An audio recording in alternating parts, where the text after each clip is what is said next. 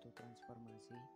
Transformasi T ini disebut isometri jika dan hanya jika untuk setiap pasangan titik P dan Q anggota dari bidang Euclides 5 berlaku bahwa norma P aksen Q aksen sama dengan norma P Q aksen, di mana P aksen adalah transformasi dari titik P dan Q aksen adalah transformasi dari titik P.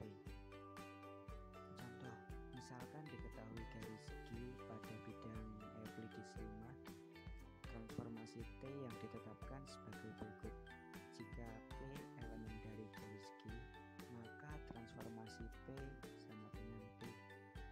Jika P bukan elemen dari Q, maka transformasi P sama dengan P aksen, sehingga Q sumbu dari norma P aksen.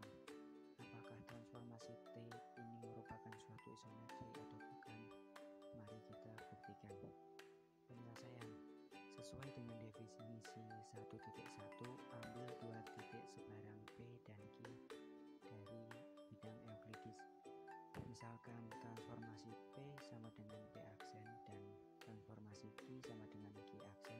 Dari pemisalan tersebut didapatkan dua hal, diantaranya yaitu garis Q merupakan sumbu dari norma P aksen apabila dimisalkan Q irisan dari norma P aksen sama dengan himpunan N, maka norma Pn sama dengan norma N P aksen, dan Q atau garis Q sumbu dari norma Q aksen apabila dimisalkan Q irisan norma Q aksen sama dengan M atau garis M, maka norma Qm sama dengan norma N Q aksen. Biar lebih jelas, kita lanjut penjelasan yang selanjutnya. Setelah kita dapatkan permisalan tadi, yaitu dari yang saya jelaskan di atas dari permisalan tadi, perhatikan segitiga PNM, karena ini sudah saya gambarkan menjadi seperti ini. Kenapa? Garis sumbu G merupakan dimisalkan irisan dari norma P aksen, jadi ini garis G merupakan norma dari P aksen ini. Maka norma Pn sama dengan NP. Selanjutnya garis sumbu G dari norma Q aksen apabila dimisalkan Q tadi adalah suatu irisan norma Q aksen, maka titik tengahnya kita tulis dengan N yang tadi N. Kemudian kita perhatikan segitiga PNM ini dengan segitiga P aksen NM, karena PN sama dengan NP aksen dan sudut PNM kongruen dengan sudut P aksen N dan M, yaitu membentuk sudut siku-siku, dan garis NM sama dengan garis NM. Kemudian segitiga PNM kongruen dengan segitiga P aksen N dan M, sehingga didapatkan bahwa panjang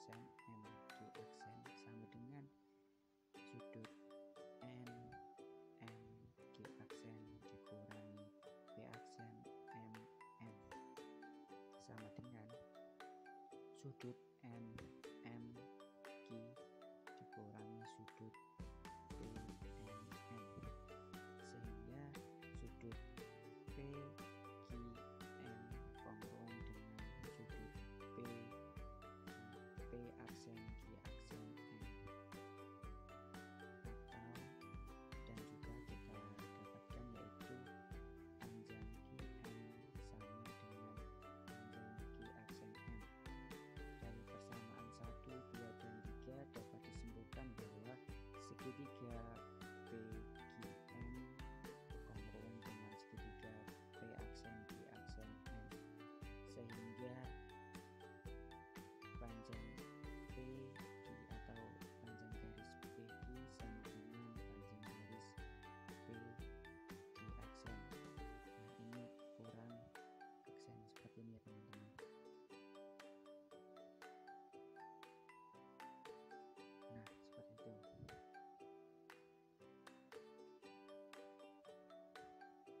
Selanjutnya, karena P dan Q diambil dari sebaran titik pada bidang euklidis, dapat disimpulkan bahwa setiap pasangan titik P dan Q pada bidang euklidis berlaku panjang PQ sama dengan P aksen Q aksen. Jadi transformasi P yang diketahui seperti di atas memenuhi definisi 1.1, maka dapat disimpulkan bahwa transformasi T merupakan suatu isometri. Jadi dapat kita simpulkan bahwa pengertian dari isometri adalah transformasi yang mengawetkan jarak atau suatu transformasi atas refleksi atau pencerminan, translasi atau pergeseran, rotasi atau perputaran pada sebuah garis yang mempertahankan jarak atau panjang suatu ruas garis tersebut. Jadi isometri memuat semua transformasi yang ada. Sekian dari saya, terima kasih. Selanjutnya akan dilanjutkan oleh teman saya. Selanjutnya sifat-sifat isometri. Yang pertama, memetakan garis menjadi garis. Yang kedua, mengawetkan ukuran sudut. Dan yang ketiga, mengawetkan kesejajaran. Untuk bukti yang pertama, ambil isometri sembarang T dan garis G. Akan ditunjukkan bahwa transformasi G berupa sebuah garis. Ambil 2 titik antara A dan B di garis G. Misalkan transformasi A sama dengan A aksen dan transformasi B sama dengan B aksen. Lalu garis lurus yang menghubungkan antara A aksen dan B aksen disebut H. Sebuah garis lurus yang disebut H. Untuk itu kita akan melakukan 2 pembuktian, yaitu transformasi G subset dari H dan H.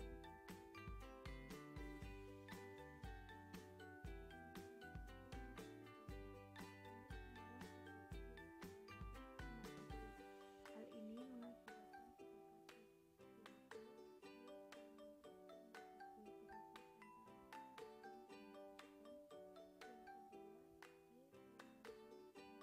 di luar daerah A aksen dan B aksen, akan tetapi di bagian A. Dan yang ketiga, Y elemen transformasi G di luar daerah antara A aksen dan B aksen, namun di bagian B. Ambil kasus pertama, yaitu Y elemen transformasi G. Maka ada X elemen G dan X antara A dan B. Karena X dan B segaris, berlaku AX ditambah B. Kemudian karena A aksen sama dengan transformasi A, B aksen sama dengan transformasi B, dan Y sama dengan transformasi X, dan T suatu isometri, maka A aksen Y sama dengan AX, kemudian Y B aksen sama dengan XB, dan A aksen B aksen sama dengan AB. Apabila persamaan 2 distitusikan pada persamaan 1, didapat hubungan A aksen Y ditambah Y B aksen. Akibat dari persamaan 3, A aksen Y B aksen segaris.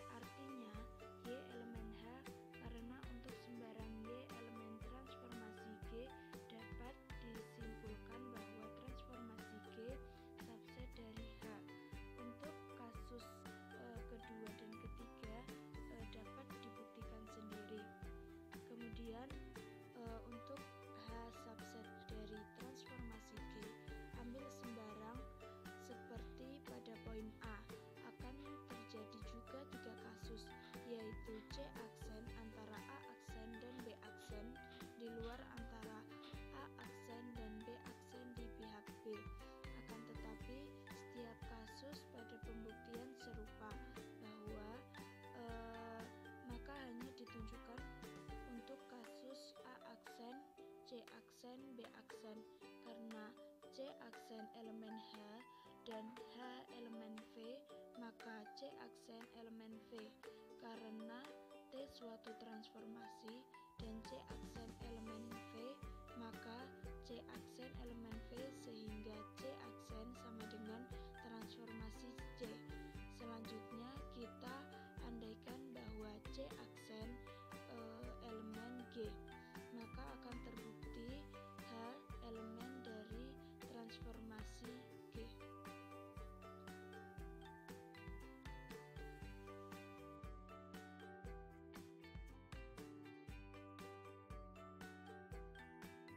Nah, sifat isometri yang kedua yaitu memperhatikan ukuran besarnya sudut antara dua garis. Misal kita ambil sebuah segitiga ABC, kita gambarkan seperti ini. Andaikan A aksen itu merupakan transformasi garis A dan B aksen merupakan transformasi B, kemudian C aksen adalah transformasi C, menurut gambar garis A aksen B aksen dan garis B aksen C aksen adalah garis lurus. Jadi kita lihat pada gambar ini, garis A aksen B aksen dan garis B aksen C aksen merupakan garis lurus. Oleh karena segitiga ABC merupakan gabungan dari garis BA digabung dengan garis BC, maka segitiga A aksen B aksen juga merupakan gabungan dari garis B aksen A aksen dan garis B aksen C aksen. Sedangkan garis A aksen B aksen itu sama dengan garis AB, garis B aksen C aksen sama dengan garis BC, dan garis C aksen A aksen sama dengan AC. Kemudian segitiga ABC itu kongruen dengan segitiga A aksen B aksen C aksen. Jadi segitiga jadi sudut A aksen B aksen C aksen itu sama dengan sudut A B C. Jadi terbukti suatu isometri itu mempertahankan besarnya sebuah sudut. Kemudian mempertahankan kesejajaran. Misal kita punya dua garis A dan B yang sejajar. Kita akan memperlihatkan bahwa garis A aksen B aksen itu sejajar. Kita akan memperlihatkan atau membuktikan dengan kontradiksi. Andaikan A aksen memotong B aksen di sebuah titik P seperti ini, garis A aksen memotong garis B aksen di titik P. Jadi P aksen ini merupakan elemen dari A aksen dan P aksen juga merupakan elemen dari B aksen. Oleh karena T sebuah transformasi, dimana kalau transformasi itu pasti ada garis yang ditransformasikan dan garis yang menjadi bayangan seperti ini. Maka ada P sehingga transformasi P sama dengan P aksen dengan P elemen dari A dan P juga elemen dari B. Ini berarti bahwa A memotong P di B. Jadi bertentangan dengan yang ketahui bahwa A sejajar dengan B. Maka pengandaian bahwa A aksen memotong B aksen adalah salah. Jadi haruslah A aksen sejajar dengan B aksen, sehingga terbukti suatu isometri mempertahankan kesejajaran dua garis. Untuk mempelajari pengertian isometri langsung dan isometri lawan, kita harus mempelajari pengertian orientasi. Hal ini dituangkan dalam definisi sebagai berikut. Nah, di sini terdapat definisi 2.2. Misalkan P1, P2, P3 adalah ganda 3 titik yang tidak kolinier. Kolinier itu segaris ya. apabila urutan perputaran P1, P2 ke P3 sesuai dengan perputaran jarum lonceng atau jarum jam, P1, P2, P3 disebut memiliki orientasi negatif. Apabila urutan perputaran P1, P2 ke P3 berlawanan dengan perputaran jarum lonceng atau jarum jam, P1, P2, P3 disebut memiliki orientasi positif. Nah, untuk lebih menjelaskan makna dari definisi di atas, kita pelajari contoh sebagai berikut.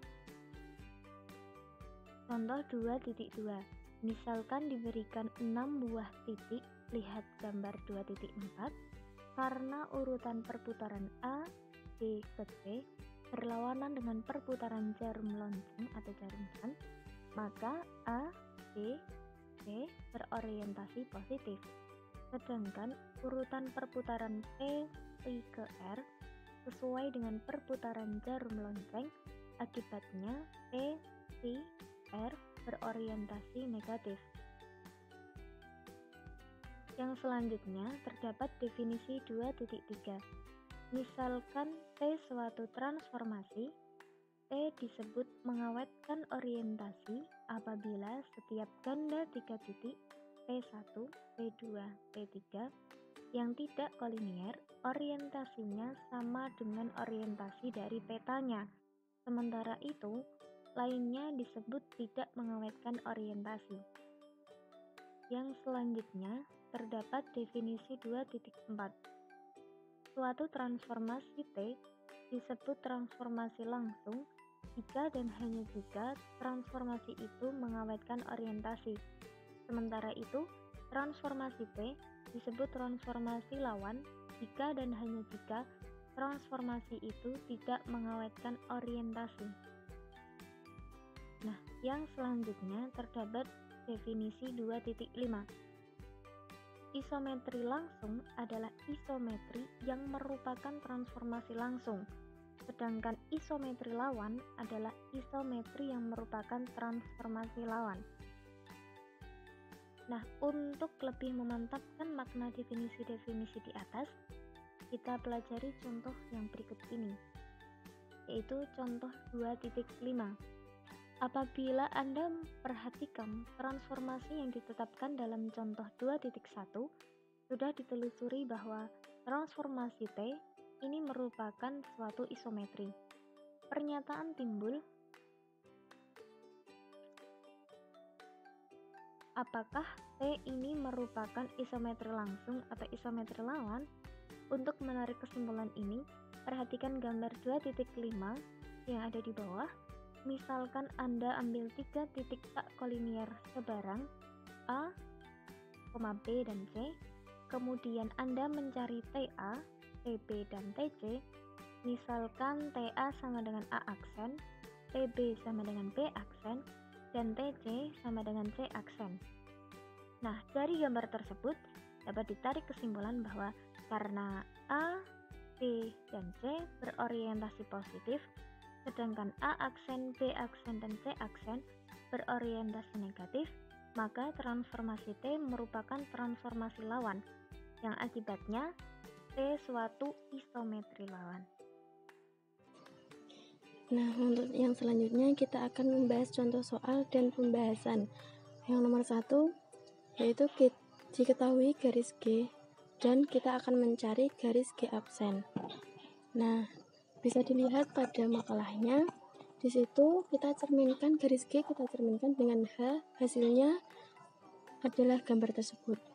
Untuk yang kedua, diketahui garis-garis S, T, O, dan titik A, B. Jika T adalah sebuah isometri dengan B sama dengan TA dan O sama dengan TS, kalau T tegak lurus dengan S, lukislah T absen sama dengan TT. Nah, gambarnya bisa dilihat di makalah ya. TT sama dengan T absen. A merupakan himpunan dari T, karena B himpunan dari TA, maka B himpunan dari T absen. T kan tegak lurus dengan S, dan T isometri, maka TT tegak lurus dengan TS. atau bisa T absen tegak lurus dengan O. Untuk hasil gambarnya bisa dilihat di situ. Nah, yang selanjutnya yang nomor 3. Diketahui garis G X, Y yaitu X plus 2Y sama dengan 1 dan H X, Y sama dengan X-nya min 1. Tulislah sebuah persamaan garis G absen sama dengan MHG. Karena MH bola refleksi pada H, maka merupakan isometri. Jadi menurut teorema, sebuah isometri memetakan garis menjadi garis, dan MHG-nya sama dengan G absen, maka G absennya adalah sebuah garis. Titik A 1,0 merupakan titik potong antara garis G dan sumbu X. Titik C merupakan titik potong antara garis G dan H. C himpunan dari G dan C himpunan dari H.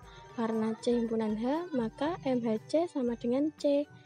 Jadi G absen akan melalui titik C dan G absen akan melalui A absen sama dengan MHA. Nah, untuk koordinat titik C-nya, G diketahui X plus 2Y sama dengan 1. Itu bisa diubah posisinya menjadi X plus 2Y min 1 sama dengan 0. H sama dengan X sama dengan min 1. Langsung X-nya disubstitusikan ke dalam G. Jadi min 1 plus 2Y min 1 sama dengan 0. 2Y sama dengan 2. Hasilnya Y sama dengan 1. Jadi titik koordinat C yaitu min 1,1. Untuk koordinat titik A absen sama dengan MHA, titik D-nya min 1,0 adalah titik potong H dengan sumbu X. Jika rumusnya AD sama dengan XA, min XD sama dengan 1 min 1 sama dengan 2, jadi A absennya sama dengan AD plus DA absen. Jadi A absennya sama dengan AD plus DA absen, dan 2 plus 2 sama dengan 4. Misal absis titik A absennya adalah 1 min 4 sama dengan min 3, diperoleh titiknya A absen sama dengan min 3,0. G absen melalui titik C yaitu min 1,1 dan A absennya min 3,0. Dari rumus persamaan garis G absennya, Y min Y1 per Y2 min Y1 dan X min X1 per X2 min X1 sama dengan, tinggal dimasukkan yaitu Y min 1 per 0 min 1 sama dengan X min 1 per min 3 min 1. Y min 1 per min 1 sama dengan X plus 1 per min 2. Jadi min 2Y plus 2 sama dengan min X min 1. Hasilnya X min 2Y plus 3 sama dengan 0. Jadi persamaan G absennya yaitu X min 2Y plus 3 sama dengan 0. Untuk soal yang nomor 4, nah disitu ada titik-titik ya. Isometri T memetakan A pada X, B dan Y dan C pada Z. Apabila T sebuah isometri lawan, tentukan titik Z. Nah, di situ udah terdapat titik-titik, kita menentukan isometri lawan, berarti nanti gambarnya berlawanan. Karena T sebuah isometri lawan, maka T mengubah orientasi A, B, C sehingga Z dipetakan sesuai pada gambar yang sudah tertera pada makalah. Untuk soal yang nomor 5, sebuah isometri S memetakan D pada W, E pada Z, dan F pada U. Apabila A sebuah isometri langsung, tentukan U. Ini kalau yang tadi kan isometri lawan, berarti gambarnya berlawanan. Kalau isometri langsung berarti dia gambarnya itu sama, jadi langsung sesuai titik-titik yang ada. Nah, karena S sebuah isometri langsung, maka T mengubah orientasi D, E, dan F sehingga U dipetakan sesuai gambar yang sudah tertera di situ. Jadi itu isometri langsung, gambarnya sesuai pada titik-titik dan sama, nggak berlawanan, gitu ya. Sekian dari kami, terima kasih. Wassalamualaikum warahmatullahi wabarakatuh.